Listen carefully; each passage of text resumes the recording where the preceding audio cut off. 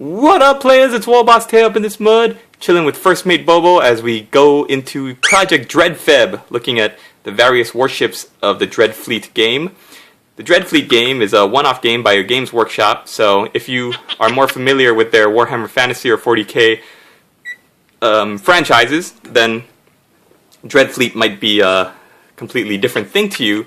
But it's really interesting, and as a hobbyist and painter, I am enjoying painting up all the pieces and diving into the fluff or the story. So the first ship we're going to look at in this video is the Heldenhammer, which is the flagship of this man here, Captain Jago Roth of the Heldenhammer. So it says that he's a pirate captain of the pirate city Sartosa, and his fluff is that he left the city one day to go on some pirating jobs, and when he came back, the evil vampire Noctilus had raided Sartosa and killed his family. So this man is on a mission of vengeance to track down his arch enemy now, who he considers his arch enemy. And he is able to track him down to the galleon's graveyard, and he goes to get some help from the government, from the Grand Theogenes, who's basically like the Pope of the Warhammer world. And the Grand Theogenes says, "No. No." So Captain Jago Roth steals his ship, which is this baby here, the Heldenhammer, and gets some pirate buddies of his to follow him into the galleon's graveyard. Now, when you're playing Dreadfleet, you not only have these ships, but you have to learn a whole new set of rules that is different from any Warhammer game that's out there, because it's its own one-off game that just happens to take place in the Warhammer universe. So we're going to take a look at the stats cards, and then we're going to take a look at each of these ships in a little bit of detail, and then, and hopefully it'll get you interested in the game if you don't have it already, or if you do, maybe it'll give you some new insight or just be a fun thing to listen to as you go about your day.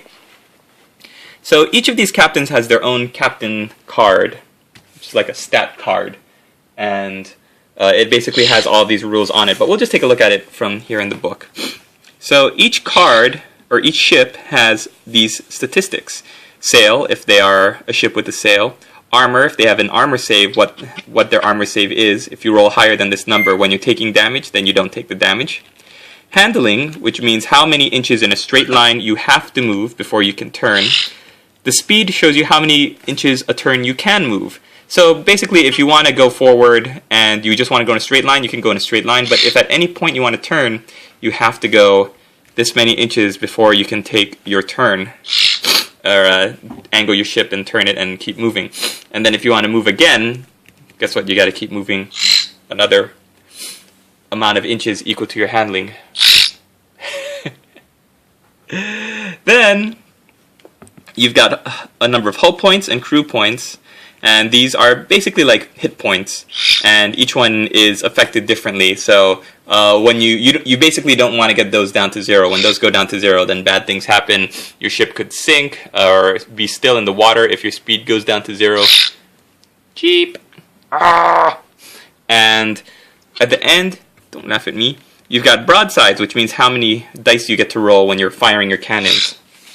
So say there's a ship here, and the Heldenhammer is fully facing the ship with all of its broadsides. You get to roll 6 dice, which is the most from any ship in the game. So already the Heldenhammer has great advantages, besides being the flagship, the big, bad boss man of the good guy fleet. Yeah. So he's got special rules. Let's take a look at the special rules for the ship. The steam-powered figurehead may be used against an enemy warship in base contact, provided that the majority of the target warship's base is in the front arc. So that's this thing. It's called the Sigmar's Wrath, and it's basically a giant stone attached to a bunch of chains, and when you are in kind of like the front arc, if you get a ship in the front arc, you're able to activate that, and the hammer comes smashing down, smash, smash, smash. And it does damage to your enemy, d6 minus 1. So you roll a d6, or like a square dice. Let's get some for purposes of demonstration. Womp womp. And then, oh, it doesn't say to a minimum of 1. So that basically means if you do that, then it's 0, because 1 minus 1 is 0. Let's see if my luck will change. 3. So 3 minus 1 is 2. Not very good rolling on this dice, so you do 2 amounts of damage to the enemy warship in your front arc. Damage cards. So basically when I said it's hit points, these things are hit points. You draw a damage card, and then the damage card tells you what happens. You could say like -1 crew, or -2 speed, or -1 hull, something like that. So this is a card that each of your ships that you're playing with gets, and it has basically all of the information here, but in a nice, convenient format. And for gameplay, you also have areas of your card where you can put different cards. So like speed, hull, status, crew. When you get damage cards, you put, like, you slip the damage cards on the side, and then it kind of abbreviates and shows you all the damage that you have. Bobo wants to come down and check it out.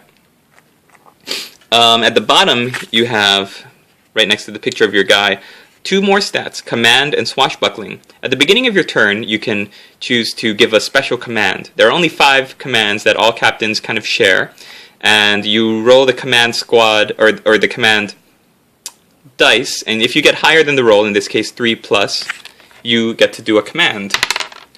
6. So, if I wanted to do a command, you have, like I said, 5 cards that you can choose from, and some examples are repairing damage, doing an immediate turn left or right without having to move the distance of the handling, or going straight ahead, adding a random amount of distance, because telling your guys like full straight ahead, stuff like that.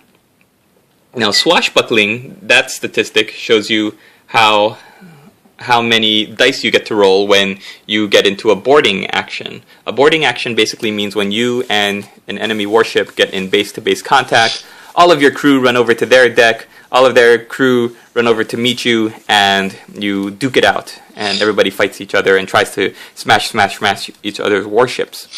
So this guy's swashbuckling is 3, which means that you would take 3 dice, and let's say he's fighting a captain whose swashbuckling is 3 as well. You both roll your dice at the same time. Captain Jago Roth gets 1 5. Every 5 or 6 is a good thing. It means that you've caused a wound on your enemy. So he rolled a 1 5. The other guy rolls 3 dice. He rolled 1 6. So that means they're tied. Nothing happens. They just kind of swashbuckle for a little while. Swashbuckle. And you just kind of keep doing that until you or your enemy gets wounded or hurt. And at the same time, what happens is that your crew is all fighting. So for the amount of crew that you have, undamaged, that's how many dice you roll. So I would be rolling 6 dice. I got a 5 and a 6 earlier, so that's 2 points of damage. Let's say my enemy only has 3 dice because we damaged him with broadsides earlier. He rolled those 3. He only got 1. So because I rolled a 5 and a 6 earlier, that's 2 bonuses for me. He only rolled 1 5, so that's 1 for them. 2 is more than 1, so he would take 1 damage card because that's how many amounts of damage I gave him. It's a lot simpler than having to worry about charts. When 5 and 6 is the only thing you have to worry about, basically you're always looking for 5s and 6s on your dice. And 5s and 6s are always good. So each ship has things that they do special, like this has a Sigmar's Wrath, and each captain also has special abilities as well. This guy's special ability is he rerolls all failed command checks. So let's say he's got a ship right around here that he wants to smash up with his Sigmar's Hammer, but he can't because he has to go his 5 inches of movement. He could say turn immediately to the left, and he would have to roll a command roll. Ooh, blow on my dice. Bobo. Good luck. Hey! Bobo! Okay, Bobo, roll it. Roll it. Roll it. No, don't hold it on the 6. You have to roll it. Bobo, roll. Roll the dice, Bobo. Roll it.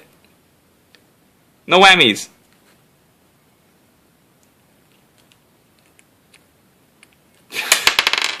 Two. Ah, you lose. So that means because of his special ability to reroll all failed command checks, Bobo would get to roll again. And if that was a 5 that he rolled, then he would have gotten his command check.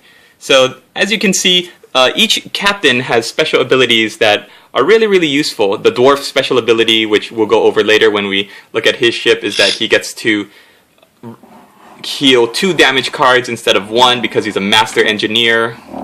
You know, stuff like that. So we'll take a look. We'll keep taking a look at all the ships as we go. But I just wanted to show you one more time, not just this painting side of it, but how this guy works in the game of Dreadfleet. So he's really, really cool. Once you have it painted up, it's really iconic on the board, and it's a lot of fun to play. So if you guys have this game, if you've painted up the Heldenhammer, please post a video response. I'd love to see your work on it. I'd also love to hear any of your uses, or maybe just even funny stories about what happened with these ships in battle. Some funny war stories would be fun. So post a video response to this, or just leave a comment down below. And thanks for watching. Bobo, sign off. Latest, players!